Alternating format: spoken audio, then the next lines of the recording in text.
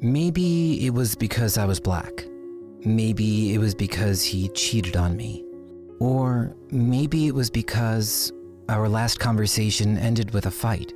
But when he turned up lifeless, all eyes pointed to me. I was always a suspect. At least, I always felt like one. Even in middle school, I'd get looks, rumors, accusations. People would interrogate me, be like, "Are you gay?" And I'd be forced to defend myself from their accusations, as if it was something that needed to be defended. I've heard them all. And was it true? Maybe. But did it still hurt? 100%. And so every day felt like I was putting on a mask, pretending to be someone else, like I was on the run from myself. This went on for years, putting on this act. It wasn't until high school that I found the courage to plead guilty to my friends. Either they'd accept me for who I was, or they weren't the type of people I wanted as friends. I confessed, and to my surprise, they didn't change how they treated me. They helped me realize not everyone was as narrow-minded as my father, and that I could be me. I opened up about my feelings and my struggles, just like I'm doing with you now. I was happy. Then I met Ricky. Our chemistry was unlike anything I had ever known. We bumped into each other after the school game and spoke briefly. It couldn't be more than a minute, but in that time I grabbed his phone number and he stole my heart. Ever since that moment, we didn't go a single day without talking to each other. I was wanted. He was someone I confided in, someone I told everything, and most of all, someone I loved. But to Ricky, I was a secret. He reasoned it was because he was still figuring himself out. But deep down, I knew it was because he wanted to protect his image. He was a football player. On his team, he was the man, destined to get the girl and the scholarship. On one hand, I felt like he was ashamed of me. I saw him as just another man hiding behind a mask, pretending to be someone he's not. But on the other hand, I get it. I know I would have derailed his whole thing. So I held on, hoping for the day that he could run up to me after a game in front of his team and show everyone the side of him that only I saw. Turns out, I wasn't the only one. He cheated. If we just broke up right then and there, maybe things today would be different. But instead, we argued. We argued for weeks. We argued about how he lied, how he kept me hidden, and what it was that we had. An open relationship? Friends with benefits? And so I started thinking maybe he didn't cheat. Maybe I just misread what we were. Still, that couldn't fix the fact that I was shattered, disgusted, embarrassed. I loved him with my entire being, and he only loved me with a fraction of his. But when he turned up at my house not long after and apologized, I knew we were more, and I forgave him.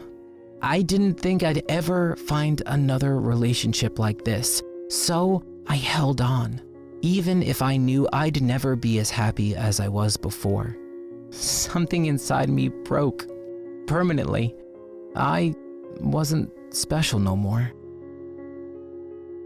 And if our relationship hadn't taken a big enough hit already, he graduated soon after, left the state, and we were now doing long distance. Everyone will tell you, even some of the strongest relationships can't make it through long distance, so imagine us. With his history of cheating, I don't think I ever got a good night's sleep. We argued constantly, and it wasn't like he could just show up at my house and apologize anymore. He was 10 hours away. Eventually, we just took a break, and either I was going to realize how much I needed him or how much I didn't. A year later, he left college and came home. It was deja vu. The doorbell rang, I opened the door, and there he was, covered in rain. It had been so long since we'd seen each other that all these emotions just erupted. We hugged for so long, as if not to lose each other again, and he just kept saying how much he missed me and how much he wanted this to work. But there was an elephant in the room. I needed to know if he'd been with anyone else. He told me no, but have you been talking to anyone else? Again, he said no. I told him that I was okay with it, that I just wanted to get it out of the way before we pressed resume on our relationship. But he assured me one last time, no. Still, I couldn't shake the feeling that there was something he wasn't telling me. So that night, after he fell asleep, I took his phone and went to the bathroom. I know it's wrong. I know it's a breach of his privacy and his trust, and I would have felt bad if I was unjustified.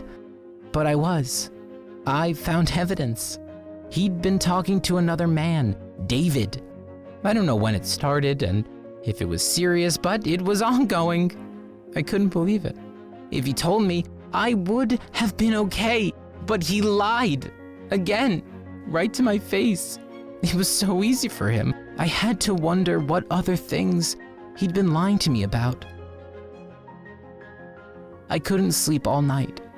And when morning came and he started packing up his things, I was hoping that he'd just come clean on his own terms.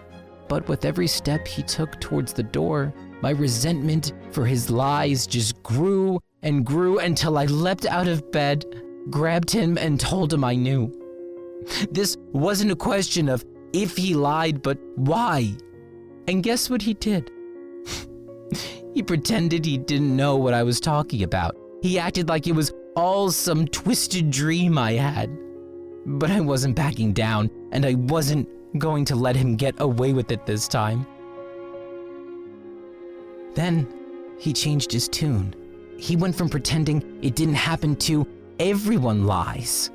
Those two words crashing down on every hope I had that he was a changed man. I remember thinking, it's lucky he was a football player because he would have been a terrible lawyer. And the only thing he proved was that he didn't really care about me. After that, I told him we were done. I turned around and walked back inside while he drove off.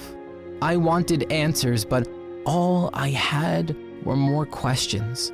The only thing I knew for sure was that I deserved better than him, and that he didn't deserve what happened next. It had been a month since that argument, and I wanted to pay him a visit. I was calm. I didn't want to get back together. I just wanted to get some answers, some closure, and on better terms. This relationship deserved that much. I tried calling him, but no response. I tried texting, but he hadn't been online in a few days. I thought that maybe he'd changed all his contact details, so I checked his Instagram, clicked on tag posts, and found a recent picture. I remember thinking, I guess he didn't change his Instagram. Then I read the caption, R.I.P. Ricky. What? This had to be some joke. I searched his name on Google. I clicked on news and found it. An article about an argument gone wrong between two men, a David and Ricky. I couldn't believe it. My first love and best friend was gone, and our last conversation was a fight. I cried all night, trying to figure out how it happened and why no one told me. Again, I felt like a suspect. I felt guilty.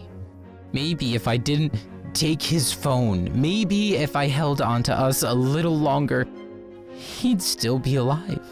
I couldn't smile for weeks after that. the only person I could talk to about my feelings was gone. I still tear up whenever I think about him. Sometimes I go to his social media pages and check on his family to make sure they're okay. I still practice this little handshake we made up. I still have his number, all our pictures and conversations. We had something special, something I'll always love. Looking back at all the time we spent arguing about things that didn't matter, I wish I could take it all back and use that time on things I could still cherish and hold on to. But now, today, I've forgiven Ricky and forgiven myself. I'm not a suspect. I'm not guilty. Not for him and not for who I love.